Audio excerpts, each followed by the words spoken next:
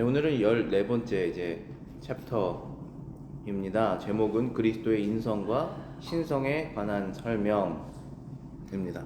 첫 번째 주제는 이원성과 단일성입니다. 말씀이 육신이 되었다. 요한복음 1장 14절에 나와 있는 말씀이 육신이 되었다라고 하는 그 말은 말씀이 육신으로 변하였다거나 혹은 육신과 혼동하여 뒤섞였다라는 뜻으로 이해돼서는 안 된다. 그의 신성이 인성과 결합되고 연합된 것은 손상되지 않은 각각의 고유성을 그대로 지니고 있으면서도 그 두 성품은 한 그리스도를 구성하는 것이다. 자, 우리가 예수 그리스도를 생각해 봤을 때 하나님의 아들이신 그 성자 하나님께서 사람의 몸을 입고 이 땅에 오셨다는 사실을 우리가 믿고 그렇구나 하고 생각할 때에 그분의 신성과 그분의 인성은 어떻게 결합된 것인가, 그게 뒤섞여 있는 것인가, 그 신성의 고유한 성품은 그대로 유지하고 계시는 것인가, 인간의 고유한 성품은 그대로 가지고 계셨던 것인가, 이런 것을 생각해 보지 않을 수가 없습니다. 그런데 요한복음 1장 14절에서 말씀이 육신이 되었다라고 하는 그 말씀을 보면은 하나님의 아들이 육신이 되셨다라고 해서 하나님께서 육신으로 변하셔서 이제는 하나님이 아니신 거다, 아니면은 육신과 혼동되어서 이제 뭔가 뒤섞였다라는 뜻으로 우리가 이해해서는 안 된다라고 말하고 있는 것입니다. 이 같은 엄청난 신비가 인간사에서 발견될 수 있다면 가장 적절한 유산은 인간의 신비이다. 인간은 두 가지 요소로 구성되어 있고 영혼은 육체가 아니며 육체는 영혼이 아니기 때문이다. 그러므로 영혼에 대하여 오직 할 수 있는 말은 그것은 결코 육체와 동일하지 않다는 것이다. 자, 우리가 하나님의 아들이 사람의 몸을 입고 이 땅에 오셨다라고 하는 그 사실, 하나님 성자 하나님이신 그분이 인간이 되셨다라고 하는 것이 완전히 인간이 되신 것이, 완전한 인간이시면서도 완전한 하나님이신 이 두 성품이 합쳐졌다라고 하는 그 사실이 과연 어떻게 이해해야 될까? 우리가 이해할 수 있는 것 중에 가장 비슷한 것이 무엇일까? 라고 봤을 때 그것이 사람이다 라고 말하고 있는 것입니다. 왜냐하면 이 사람이라는 것은 두 가지 요소로 구성이 되어 있는데, 이 사람은 하나는 육체이고 하나는 영혼입니다. 육체와 영혼이 완전하게 결합되어 있는 것이 한 명의 살아있는 사람이기 때문에 우리가 그 부분을 잘 이해하려고 한다면 그리스도의 이 오묘한 신비를 이해할 수 있을 것이다 라고 얘기하고 있는 것입니다. 육체는 영혼이 아니며 영혼은 육체가 아니다. 너무나 분명한 사실이죠. 영혼은 배고플 수가 없습니다. 그러나 육체는 배가 고프고, 영혼은 허무함을 느끼지만 육체는 허무함을 느끼지 못합니다.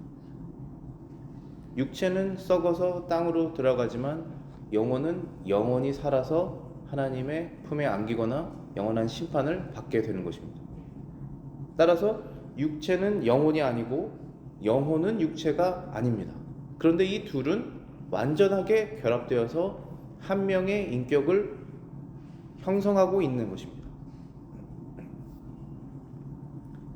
그렇기 때문에 우리가 영혼과 육체에 대해서 어떻게 설명을 할까 했을 때 오직 할 수 있는 말은 영혼은 육체가 아니고 육체는 영혼이 아니다 라고 말할 수 있다는 것입니다.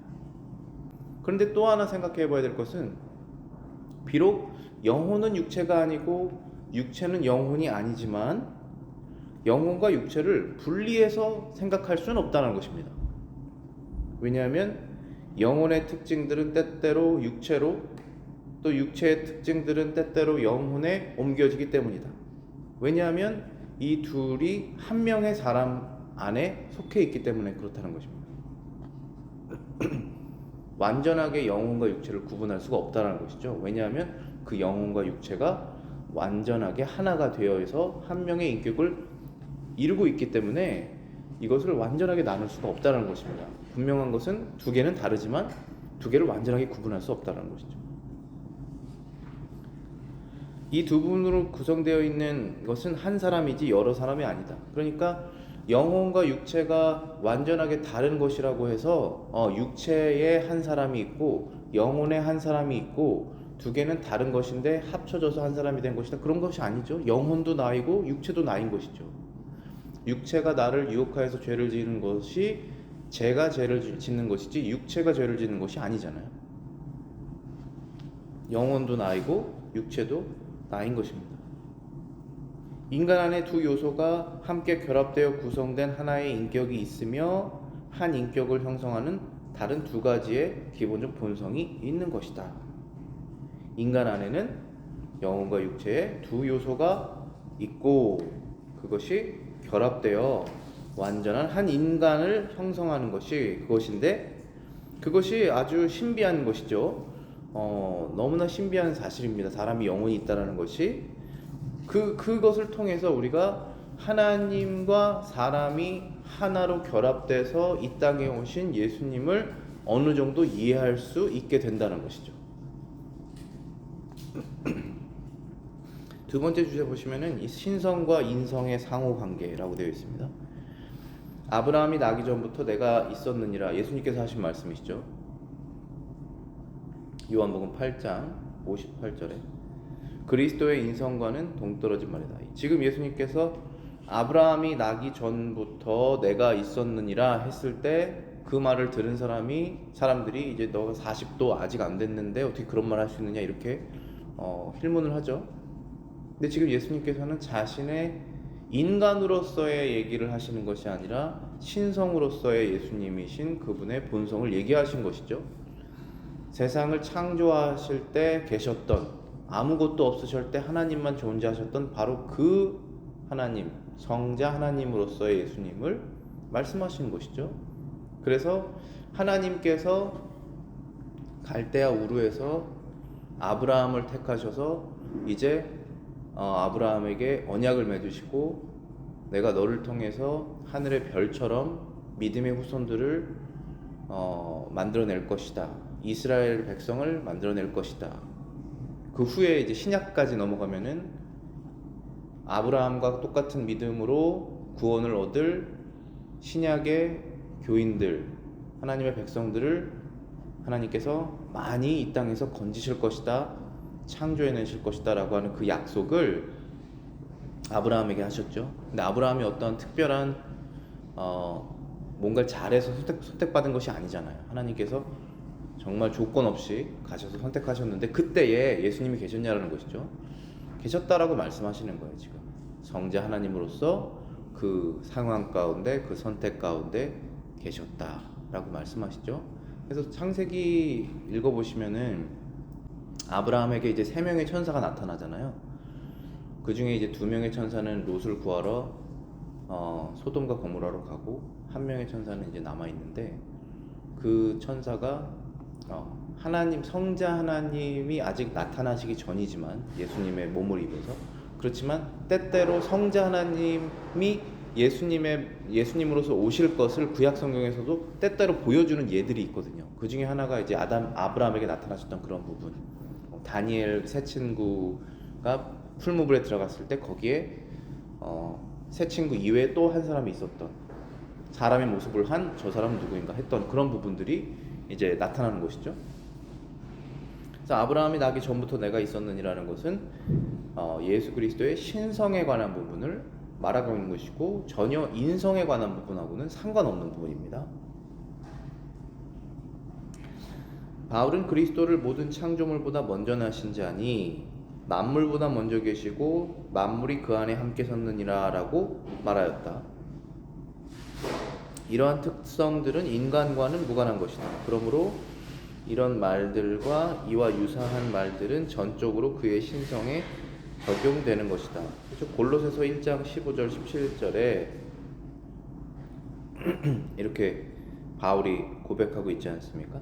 모든 창조물보다 먼저 나신 자시고 만물보다 먼저 계시고 만물이 그 안에 함께 섰느니라 라고 말하고 있죠. 그럼 이런 부분은 바로 예수님의 인성과는 관계가 없는 부분이죠. 예수님의 신성, 하나님, 그 삼위일체 하나님이신 그분에 대해서 말하고 있는 것입니다. 그러므로 이러한 말들과 이와 유사한 말들은 전적으로 그의 신성에 적용되는 것이다. 그럼 반대로 그리스도의 인성, 그리스도께서 완전한 인간이시라고 하는 사실을 또 증명하는 구절들이 성경에 아주 많이 나타나 있죠. 그 예로 몇 가지가 있습니다. 여기 누가복음 2장 52절에 지혜와 그 키가 자라가며 하나님과 사람에게 더 사랑스러워 가니라. 여기에서 키가 자라며라고 나와 있는 그 예수님의 어린 시절이 잘 많이 나와 있지 않거든요, 성경에. 외경에 좀 나와 있어요. 외경에 카톨릭이 정경이라고 생각하는 그 외경들이 있거든요. 주로 외경은 말라기 이후에 나타나 있습니다. 이제 만들어졌어요. 외경이라는 게 말라기가 구약의 마지막 선지자라고 그러죠. 그런 다음에 신약의 세례 요한이 하나님의 선지자로 나오기 전에 그 400년간의 그 텀이 있습니다. 하나님의 말씀이 선지자를 통해서 직접 나가지가 않으니까 사람들이 자기 스스로 하나님의 말씀인 것처럼 쓴 그러한 성경들이 있어요. 그것이 이제 외경인데 거기에 읽어보면은 예수님의 그 어린 시절의 모습을 약간 신화처럼 적어놓은 것이 꽤 있어요. 근데 읽어보시면은 알겠지만 굉장히 허무맹랑한 그런 얘기가 있습니다. 그러니까 우리가 이 성경이라는 것은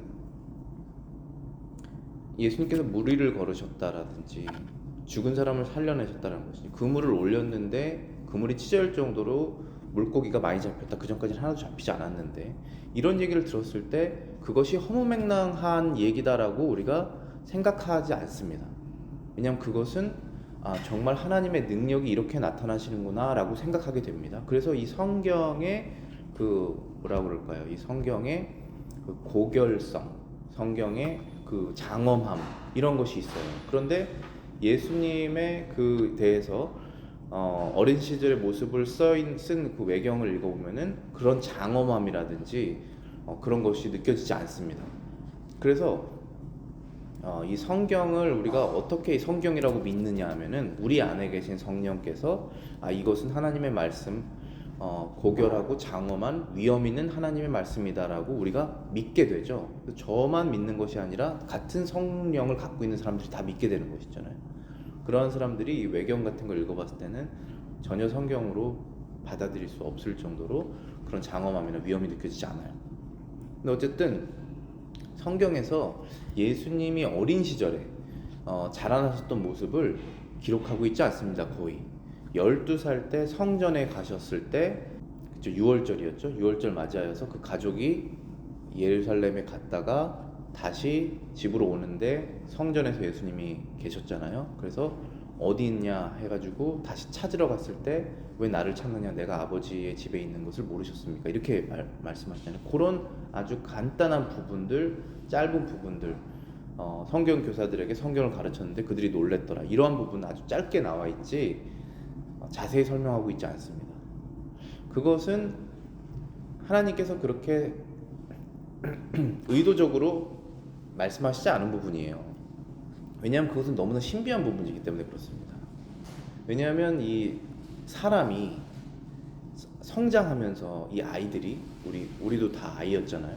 성장하면서 지혜가 자라고 그 안에서 세상을 알아가는 부분이 있지 않습니까? 그런데 지금 예수님은 이 세상을 만드시고 모든 이치의 법칙을 다 만드신 분이신데 어린아이로 태어나셨기 때문에 그것을 알아가야 되는 그러한 성장 과정이 있는 것인가, 그런 이해하기 어려운 부분이 있지 않습니까? 그래서 그런 부분들을 아예 말씀하시지 않은 거예요, 성경에서. 왜냐하면 쓸데없는 궁금증이 더해져서 우리의 신앙에 도움이 안 되니까 빼신 것입니다. 그래서 이런 부분들은 지혜와 키가 자라가며 하나님과 사람에게 더 사랑스러워 가느냐, 이런 부분은 전적으로 예수님이 성자 하나님께서 아이로 태어나셔서 그 아이의 성장 과정 중에서 성장했었다라고 하는 부분을 보여주기 위해서 우리에게 말씀하고 계시는 부분이죠. 신성하고는 전혀 관계가 없는 것입니다. 키가 자란다, 이런 부분. 요한복음 8장 50절에 내 영광을 굳이 아니하며, 요한복음 4장 10절에 그는 스스로 말하는 것이 아니라, 요한복음 6장 8절에 자기 뜻을 행하려 함이 아니라 아버지의 뜻을 행하려 함이니라. 아버지의 영광을 구하려 함이라. 이런 것들은 그리스도께서 성자 하나님께서 사람이 되셨기 때문에 이런 말씀을 하신 것이지, 원래는 하나님은 하나님의 영광을 위해서 일을 하셔야 되거든요. 이것은 나의 영광을 위해서 내가 일하는 것이다 이렇게 말씀하셔야 되는데, 이것은 내 영광을 위해서 일하는 것이 아니라 아버지의 영광을 위해서 일한다 라고 말씀하시면서 사람이 되셨기 때문에 그 사람으로서 하나님의 영광만 드러낸다라고 하는 그런 부분을 말씀하신 거죠. 그러니까 저와 여러분들이 똑같죠. 저와 여러분들이 무슨 일을 하든 계획을 하든 할 때 이것은 나의 영광이 아니라 나의 아버지의 영광을 위해서 합니다라고 우리가 고백을 했을 때 그것이 너무나 당연한 얘기죠. 왜냐하면 그분만 영광을 받으셔야 되기 때문에. 근데 그분은 누구시냐면 하나님이시죠. 삼위일체 하나님 말씀하시는 거잖아요. 그런데 성자 하나님, 그 제2격의 하나님께서 나의 영광을 위하지 않고 아버지의 영광을 위한다라고 하시는 것은 사람으로서 하시는 말씀이죠. 이거는 삼위일체 하나님의 성자 하나님으로서 하시는 말씀이 아니라는 것입니다. 이제 나중에 뒤에 보면은 조금 더 저희가 설명을 할 때 인간으로서 하시는 말씀, 신으로서 하시는 말씀이 이게 다 이제 나중에 섞여 있다라는 부분들을 알게 돼요. 완전하게 구별할 수는 없습니다. 그것이 왜 그러냐 하면은 우리 초반부에도 말씀드렸던 것처럼 우리 안에, 사람 안에 육체가 있고 영혼이 있지만 그것은 완전히 다른 것이지만 그 둘을 완전하게 구분할 수도 없다라고 하는 것처럼 예수님께서 하신 말씀 중에 이것은 신성으로 하신 말씀인지 인성으로 하신 말씀인지 그 구분이 안 되는, 오히려 이렇게 상호 교통하는 그런 말씀들, 그렇게 보이는 말씀들이 많이 있거든요. 그래서 우리가 그렇게 이해를 해야 됩니다. 그러나 고유성 혹은 특성의 교통은 바울이 하나님이 자기 피로 교회를 사셨으며 라고 하는 사도행전 20장 28절, 영광의 주가 십자가에 못 박히셨느니라 고린도전서 2장 8절, 생명의 말씀은 손으로 만진 바 요한일서 1장 1절이라고 한 그 말씀들에 있다. 자, 지금 바로 나와 있네요. 여기 제가 말씀드리고자 했던 것들이. 그러니까 고유성, 특성, 이런 것은 영혼은 영혼의 특성, 육체는 육체의 특성, 고유한 특성이 있다라고 하는 그런 것처럼 예수 그리스도 안에 신성의 고유한 특성, 그리고 인성의 고유한 특성이 있다. 그런데 그 고유한 특성이 서로 교통한다. 그러니까 우리가 교통이라고 말하면은 예수 그리스도의 은혜와 하나님의 사랑과 성령의 교통하심이 성도들과 영원토록 함께 있을 것이다. 그렇죠? 여기서 교통이라는 것은 영어로 말하면은 커뮤니언이라고 합니다. 커뮤니언이라는 것은 같이 소통하고 서로 주고받는다는 뜻이죠. 여기에서 고유한 특성의 교통이라는 것은 예수 그리스도께서 하나님의 아들이신 그 특성과 예수 그리스도께서 사람으로 오신 그 특성이, 그 고유한 특성이 서로 교통한다. 그런 예로 세 가지를 지금 칼빈이 말하고 있는데, 여러 개 얘기하고 있는데 그 중에 제가 세 가지를 갖고 온 것입니다. 사도행전 20장 28절에 하나님이 자기 피로 교회를 사셨다. 자, 사셨다라는 것은 이제 purchase 하다, 얻어냈다라는 것이죠. 교회라는 것은 예수 그리스도의 몸된 성도들을 말하고 있는 것입니다. 그러면 피는 뭡니까? 피는 상징적인 것이 아니라 실제 피죠. 예수 그리스도께서 십자가에서 흘리신 죽을 때 흘리신 그 피입니다. 죽음을 상징하는 것이죠. 그렇지만 피는 실제적인 것이죠. 그런데 하나님이 자기 피로라고 되어 있습니다. 하나님은 몸이 없으신데 하나님은 영이시지 않습니까? 하나님은 영이시니 예배하는 자가 영과 진리로 예배할지어다. 하나님은 영이십니다. 그런데 자기 피로라고 하시는 것, 이런 말씀들을 보면 이것은 하나님은 신성이고 피는 인성인데 그것이 서로 그 특성이 교통하고 있는 것을 보고 있는 것입니다. 영광의 주가 십자가에 못 박혀 죽으셨다. 영광의 하나님께서 죽으실 수 없지만 죽으셨다. 하나님께서 죽으셨다는 표현을 하고 있습니다. 생명의 말씀은 손으로 만진 바. 여기서 생명의 말씀은 성자 하나님을 말씀하고 있는 것이죠. 성자 하나님을 손으로 만졌다. 하나님을 우리가 보거나 만질 수는 없는데 그렇게 됐다는 것입니다. 분명히 하나님은 피를 흘리지 않으시며 고난도 받지도 않으시고 죽지도 아니하시고 손으로 만질 수 있는 분도 아니다. 그러나 참 하나님이요 또한 참 인간인 그리스도께서는 우리를 위하여 십자가에 못 박히셨고 죽으셨고 그의 피를 흘리셨기 때문에 그가 인성을 가지고 행한 일들은 부당하게 신성애로 옮겨진 것이다. 여기에서 이제 부당하다라는 거 하는 그 단어가 영어로는 improper이라고 되어 있더라고요.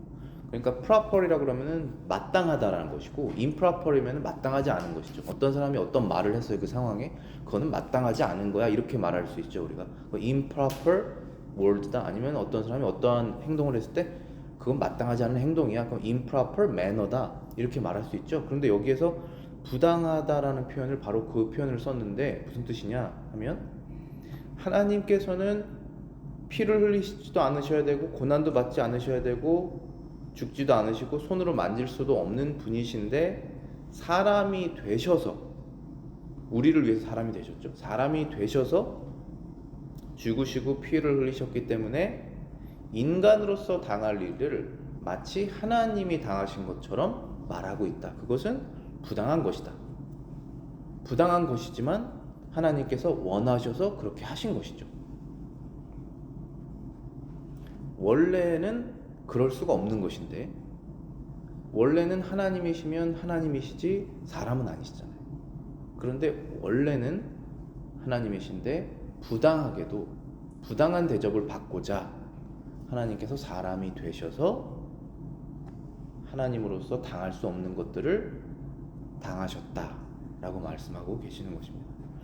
여기에서 한 예가 있는데 요한은 하나님께서 우리를 위하여 목숨을 버리셨느니라 라고도 가르치고 있다.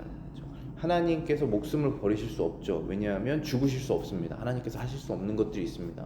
죽으실 수 없고 거짓말 하실 수 없고 본인 스스로 부인할 수 없고 이런 것들을 할 수 없습니다. 능력이 없어서가 아니라 그것이 하나님의 본성과 맞지 않기 때문에 그런 것입니다.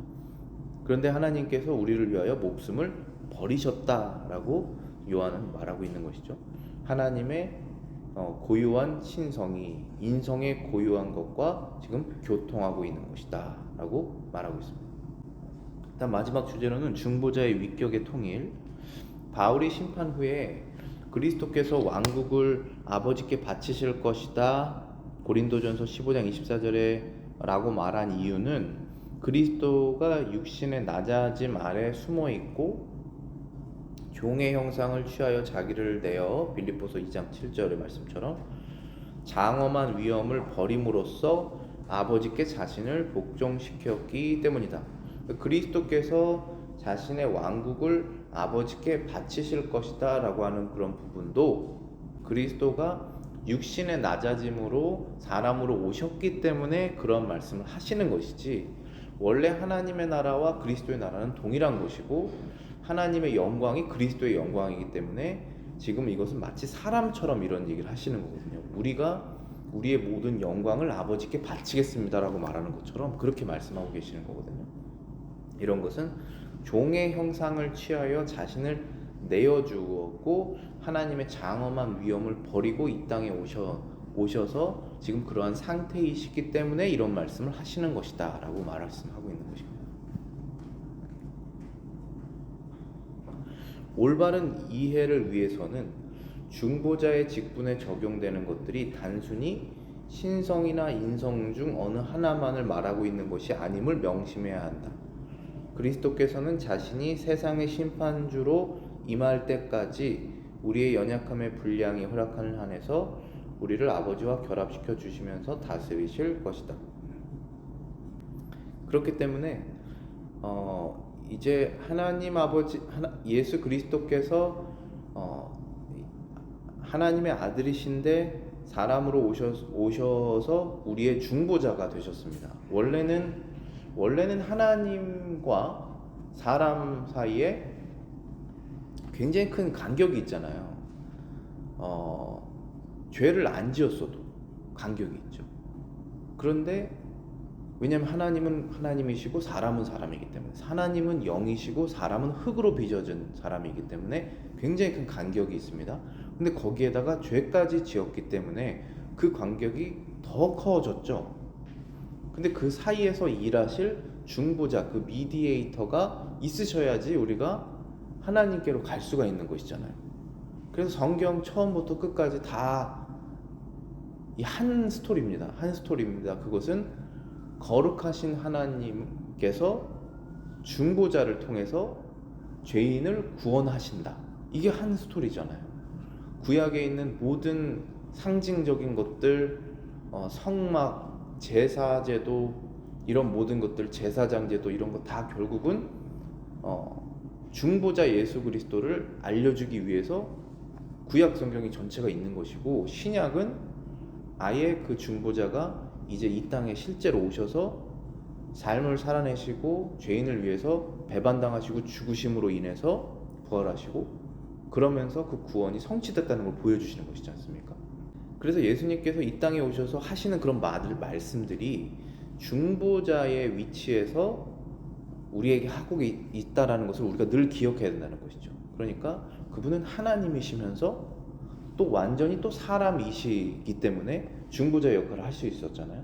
그래서 그분이 하시는 말씀이 완전히 사람으로서 하시는 말씀도 아니고 완전히 하나님으로서 하시는 말씀도 아닌 같은 말씀을 계속 하시는 것이죠. 그 이유는 우리를 하나님과 연결시키기 위해서 계속 그렇게 말씀하신다 라고 하시는 것입니다. 삶도 그렇고 말씀도 그렇게 하시는 것이죠. 그러나 우리가 하늘의 영광에 참여하는 자로서 하나님을 있는 그대로 보게 될 때에는 그리스도가 중보자의 직분을 다한 때이기 때문에 그가 아버지의 대사됨을 그치실 것이다. 그리고 그는 세상 창조 전에 누렸던 영광을 누리면서 만족한 가운데 계실 것이다. 그러니까 우리가 하늘의 영광에 참여하는 자로서, 이거는 천국에 갈 사람이라고 말하는 것이죠. 로서 하나님을 있는 그대로 보게 될 때는, 그때는 새하늘과 새 땅이 이루어졌을 때 우리가 하나님의 천국에 들어가서 우리의 부활된 몸으로, 눈으로, 부활된 영광스러운 몸의 그 시력으로 하나님을 얼굴과 얼굴 보는 것처럼 보게 될 때가 있지 않습니까? 그때는 그리스도가 중보자의 직분을 다한 때이다. 그가 아버지의 대사됨을 그치실 때이다. 여기서 대사라는 것은 엠베사더죠. 하늘나라의 직분을, 대사를 이 땅에서 행하시는 그 중보자의 역할이 끝난 겁니다. 왜냐하면 더 이상 중보할 것이 없어요. 완전히 사람들은 다 거룩해졌고 영혼도 거듭났기 때문에, 그리고 그들의 거듭난 영혼을 자꾸 죄를 짓게 하는 그 육신도 완전하게 영광스러운 몸으로 부활했습니다. 이제 더 이상은 죄가 없습니다. 더 이상은 죄를 질 수 있는 가능성도 없습니다. 죄도 없고 사망도 없고 마귀도 없습니다. 그러면 그 사람과 하나님과의 중보자가 이제는 필요 없습니다. 그리스도의 일이 끝나셨습니다. 십자가에서 끝나셨지만 마지막에 다시 오실 때 완전하게 다 끝날 거 아니겠습니까? 그때는 완전히 끝났다는 거예요. 이제 더 이상 예수님께서 중보자로서, 즉 하나님이시지만 사람이시면서 하시는 역할이 필요 없게 됐다는 것이죠. 그러면 어떻게 되느냐 하면 예수님께서 창세 전부터 누리고 계셨던 그 영광을 그대로 만족하면서 누리실 것이다. 그것을 만약에 누리시면은, 지금 만약에 누리시면 우리는 하나님께 갈 수가 없는 거예요. 그거를 예수님께서 누리실 자격이 있습니다. 그런데 누리시지 않기로 작정하신 것이죠. 왜냐하면 그 같은 영광을 이 죄인들도 누릴 수 있도록, 그래서 본인이 스스로 그것을 누리시지 않는 것이잖아요. 그런데 이제 그 때가 되면 다 누리신다는 것입니다. 누리셔도 이들도 같이 누릴 수 있기 때문에. 그래서 그것이 끝난 것입니다. 그래서 주, Lord라는 이름은 하나님과 우리들 사이의 중간적 입장에 설 때에 한해서만 특별히 그리스도의 품격에 속하는 것이다. 바울이 우리에게는 한 하나님 아버지가 계시니 만물이 그에게서 났고 또한 한 주 예수 그리스도께서 계시니 만물이 그로 말미암느니라. 고린도전서 8장 6절에 말한 것도 바로 이 뜻이다. 하나님 아버지가 계시고 만물이 그에게서 났고 또한 한 주 예수 그리스도께서 계시니 만물이 그로 말미암느니라 라고 말씀하신 것도 바로 하나님과 사람 사이의 중간적 입장에서 성자 하나님께서 일을 하실 때 그 입장에서 주라고 우리가 표현하고 있는 것이죠. 같은 분이시잖아요. 하나님 안에 성자 하나님이 있으신 것인데 여기에서 따로따로 이렇게 얘기를 하고 있는 부분은 중보자로서의 역할을 주님께서 성자 하나님께서 하시니까 따로 이렇게 말씀하고 있는 것이죠. 즉 우리가 얼굴을 맞대고 하나님의 존엄을 보게 될 때에는 아버지에 대한 지배권이 그에게 있다는 말이다. 그때 지금은 우리가 하나님의 얼굴을 맞대고 보지 못합니다. 우리는 아직 거듭난 영혼이 있지만 영광스러운 몸은 없기 때문에 하나님의 영광을 볼 수가 없습니다. 복음에게 되면 죽게 되겠죠. 죽는 순간엔 보죠. 우리의 육이 땅으로 들어가는 순간에는 하나님을 볼 거 아니겠습니까? 그때 하나님의 심판대에서 볼 것이고 그 존엄을 볼 때까지는 아버지에 대한 지배권이 그에게 있는 것이다. 중보자 역할을 하신다는 것이죠. 그리고 그때 지배권을 아버지에게 돌려보냈다고 해서 그 자신의 존엄이 조금이라도 감소되는 것이 아니라 한층 더 밝게 빛나게 될 것이다. 또 그때 아버지께서는 그리스도의 머리가 되기를 그치실 것인데 그것은 그리스도의 신성은 비록 지금은 너울로 가리워 있지만 그때는 스스로 빛나게 될 것이기 때문이다. 지금은 성자 하나님께서 이 세상의 지배권을 하나님 우편에 앉아 계시면서 가지고 계시는데 마지막 때가 되면 이 모든 세상의 지배권과 이 나라를 아버지께 드릴 때이다 라고 말씀하시잖아요. 그게 완전 세상 마지막에. 그러면 그렇게 예수님께서 세상의 지배권과 이 세상의 모든 나라를 아버지께 드릴 때 그러면은 예수님께서 가지고 계셨던 그 영광은 굉장히 감소되는 것인가? 그렇지 않다는 것이 완전히 반대입니다. 오히려 그때는 자신의 존엄이 한층 더 밝게 빛날 것이다. 원래 태초부터 가지고 계셨던 그 영광처럼 그렇게 될 것이다.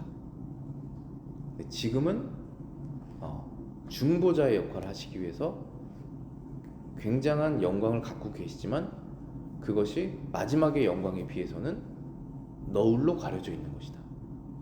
왜냐하면 육체를 갖고 오셨기 때문에 사람이 됐다는 순간에 굉장히 그 위치가 내려오신 것이잖아요. 마지막에는 그것이 다 끝날 것이다 말씀하신 것입니다. 기도하겠습니다.